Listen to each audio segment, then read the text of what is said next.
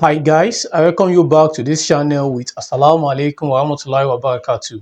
So according to the recent update I gave yesterday that I will be solving Neco past question today. That's it, we start with the Neco 2023 mathematics question today so as to help us in the forthcoming mathematics exam for 2024.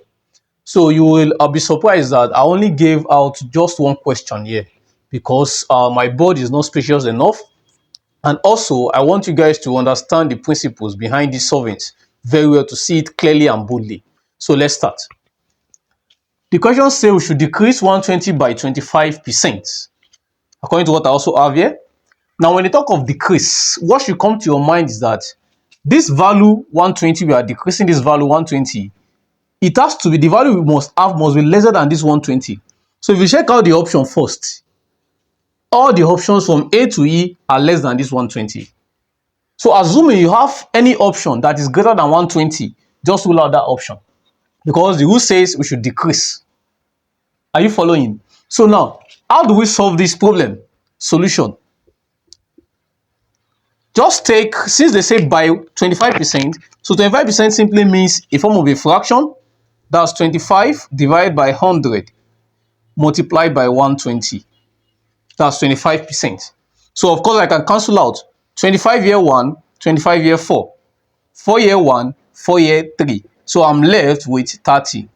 But because they say we should decrease, that we are expected to subtract this 30 from this 120. So therefore, we are going to have 120 minus what? 30. And that gives us what? 90. So our final answer is what? 90. That's option C. So that is all for the first question. The second question on board. So we are asked to find the product of 10110 in base 2 and 11 in base 2. Of course, we have an expression like this. So how do we multiply this number in base 2? The same way we multiply numbers in base 10, we are going to apply the same criteria here. So the first thing we do is to use this one over here to multiply all the values here. So therefore, we have 1 multiplied by 0 gives 0. 1 multiplied by 1 gives what? 1. 1 multiplied by 1 gives what? 1. 1 multiplied by 0 gives what? 0. Then 1 multiplied by 1 gives what? 1. That's what we have. So the next thing for you to do is to take the second number to multiply all the same number up. So we have 1 multiplied by 0 gives 0. But you start the number, the answer you got from multiplying from the second digit from the right. So 1 multiplied by 0 gives 0. 1 multiplied by 1 gives what? 1. 1 multiplied by 1 gives what? 1. 1 multiplied by 0 gives what? 0. 1 multiplied by 1 again gives what? 1. So we have an expression like this. So after that, you just simply what? Add these two numbers together. So how do we add numbers in base 2? That is where the question comes in. 0 plus nothing, of course, that should not be a problem. That's 0. 1 plus 0 is 1. But based on these numbers, that is, they are in base 2. That one does not have a problem too. But 1 plus 1, some schools or teachers will be telling you that 1 plus 1 is 0. So just write 0. Of course, normal criteria is that 1 plus 1 is 2. So just take that 2. Since you have an expression 1 plus 1 to be 2, take that 2 with whatever base you have here. So in this case now we have base 2. So just take 2 divided by 2. That will give you 1. Remainder 0. So it is that remainder you put here. That's why the answer is 0.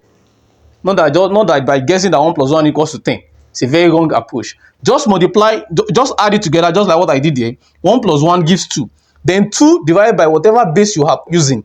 So that's what I'm having 2 here. 2 divided by 2 gives me 1, remainder 0. The next one, I have 1 left here. So this 1 now, you take it to the next digit here. So if you take it to the next digit here, you have 1 here. So that will be 1 plus 0 plus 1. That gives you 2 again. So just multiply, divide 2 divided by 2. That gives you 1, remainder 0 again. So you take that remainder, you put it here. Of course, you are left with 1 again. You take that 1 to this place.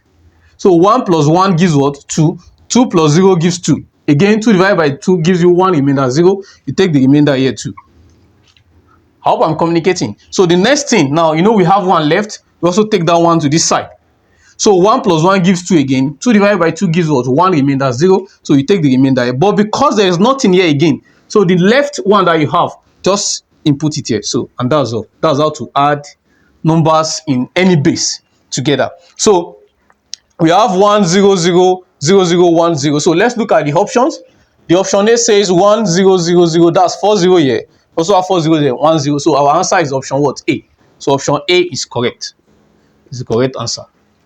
So we have question number 3. Says we should express 5 plus 2 over 100 plus 3 over 1000 plus 4 over 100,000, as you can see, as a decimal number. Of course, this is the only whole number that we have there. So these three are in fractions. So we need to convert them back to decimal first. So this means that 5 plus, if you change this one, if you punch your calculator, change this one back to decimal, that's going to give you 0.02. Because the number of zeros we have underneath here is what? Is 2. So that's why I'm having 0.02. Then plus, this is how many 0? 30. That's 0.003. In case you don't want to use calculator, that's why I'm showing you that. But it's best, since it is objective and they're the compulsory, like they didn't tell you not to use calculator. So I would advise for you to make your work easier, you can as well use calculator to divide these ones. So 0.02 plus 0.003 plus, now of course, how many zeros do we have here? 5.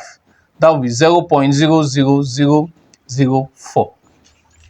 So the next thing for us to do is to add all the three together. So if we add all the three together, of course, I can do it this way by adding these three in decimal first. So how do I combine these three? Let me do that here. 0.02, that's what is coming first, plus 0.003. This decimal point must align with each other. They must be in line with each other. So plus 0.00004. That is what we have. So this 0 here is here, then this one is here. So we had these three. So this is zeros. That's 0 plus 0 plus 4. That gives 4. Then this does not have anything again. 0 plus 0, that gives what? 0. Then this does not have. This is 0 plus 3 plus 0. That's 3. 2 plus 0 plus 0. That's what? 2. 0 plus 0 plus 0 gives what? 0.0. So that is what we have from the result of these three. So if I put this one with this, now if I had this one with this, now we should have something like this. 5. So I told you the zeros must align. 0.00000. So if you had this one, 4, 0, 3, 2, 0.5. So our answer is what? 5.02304. So let's check our option. 5.02304. 5.02304. So our option is what? Option C. So that's option C match with this answer. Question number 4 here. So we are told to simplify 2 root 5 all over root 10. So this is basically SOD, precisely rationalization of ZOD, because we now have a division sign. Okay, so how do we rationalize this ZOD? It is very simple. Just take the denominator, which is root 10, multiply it by the numerator itself, then also by the word denominator, which is what we have here. We have an expression like this. You rationalize it.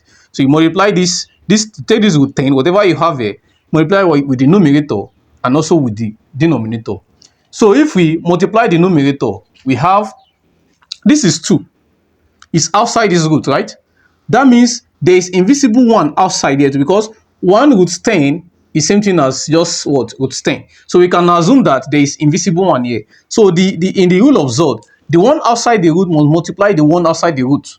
Why the one inside the root must multiply the one inside the root? So if I multiply these 2 times 1, gives me 2. Also, root 5 now will now multiply what? Root 10. So we have root 50. So all over.